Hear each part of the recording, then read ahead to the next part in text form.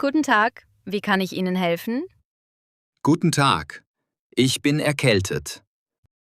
Welche Symptome haben Sie? Ich habe Husten und Halsschmerzen. Haben Sie auch Fieber? Ja, ein bisschen. Seit wann fühlen Sie sich so?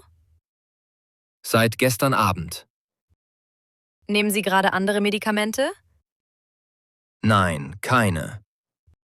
Dann empfehle ich diesen Hustensaft. Wie oft soll ich ihn nehmen?